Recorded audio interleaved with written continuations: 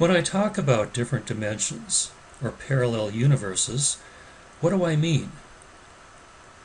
Well, if I happen to be a mathematician, I'd probably be telling you about hyperspace, maybe things like 4D and 6D cubed, but I don't mean any of that. How about the Star Trek episode? They did a pretty good one on parallel universes. That's pretty close. But here's what I really mean. And that is that every universe that has ever been created is right here. In fact, they're all passing right through the very room in which you sit. They're all interlinked, and the only difference between one and the next one is wavelength. And that's the key, it's wavelength. It isn't frequency or anything else. So, if you take a sine wave, and if you measure from point A to point B in a straight line, that's wavelength. And you've got a whole range of possibilities. You've got some that are unbelievably tiny, others that are so long they would look almost like straight lines. And when you put that all together, you get the electromagnetic spectrum. So, our universe, and by that I mean if we leave planet Earth, go on out and explore the planets, let's keep going, here's Jupiter, Saturn, don't stop there, keep going past Neptune, Uranus, and we come to the very edge of our solar system, here's Pluto. But we want to keep going. We want to keep going so we can include all the various galaxies that are out there. There's a lot of them.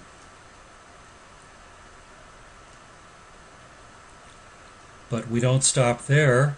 Keep going, so we want to get all the quasars and whatever else might be out there. So let's take and include all of that, and to it, let's add the atomic and subatomic particles. And then to all of that, let's take the world in which we live.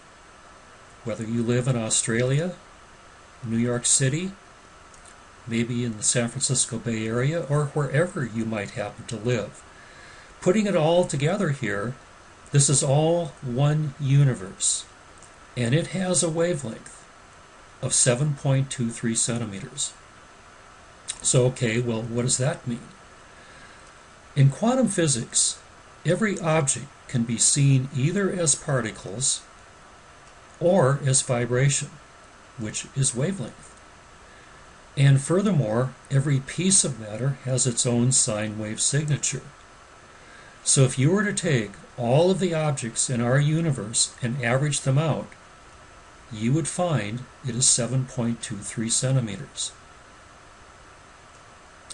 Okay, the universes themselves are separated in wavelength distances exactly the same as music. There's no difference. So this little kitty is named Nora, and we're just going to borrow her piano long enough to take a look at an octave. And when we do, you've got these 8 white keys here from C to C, but you've also got the 5 black keys. And when you add the two together, you get the 13 notes in the chromatic scale. Actually, it's just 12 because the 13th is the repeat. Well, music, along with the electromagnetic spectrum, happens to be holographic in nature.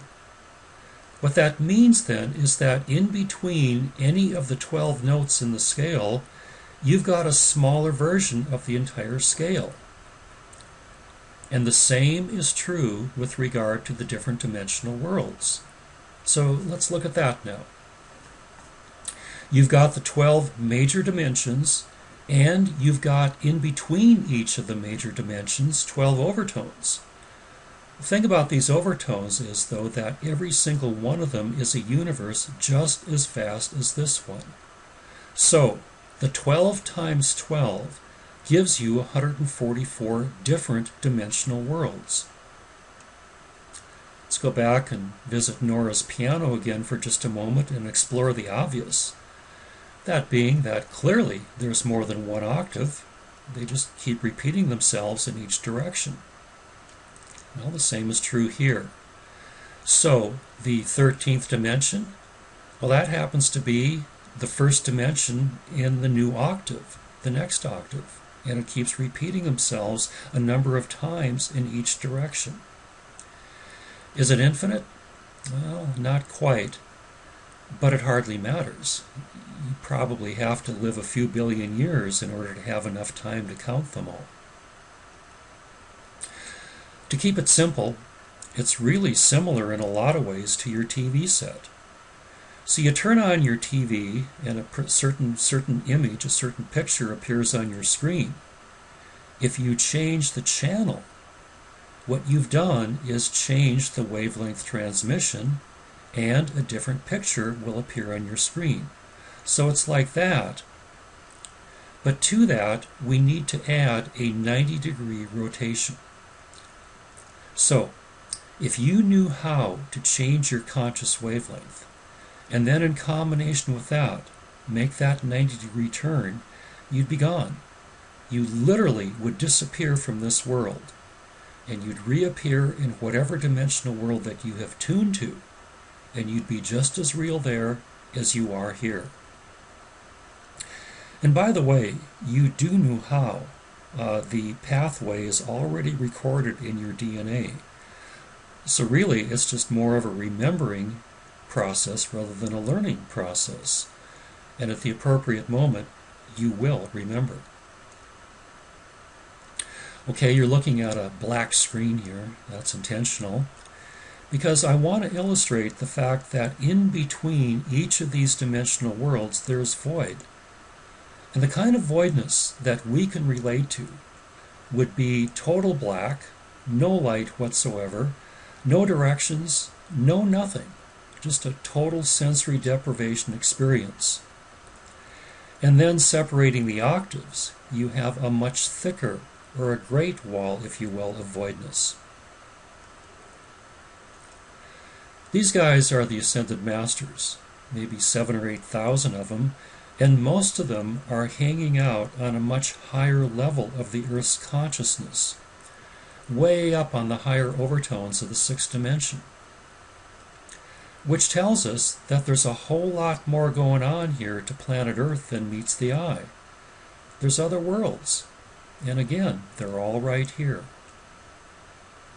So we're sitting on the third dimension, and we're in process of making a big shift into the higher overtones of the fourth dimension, to either the 10th, 11th, or 12th overtone of the fourth dimension.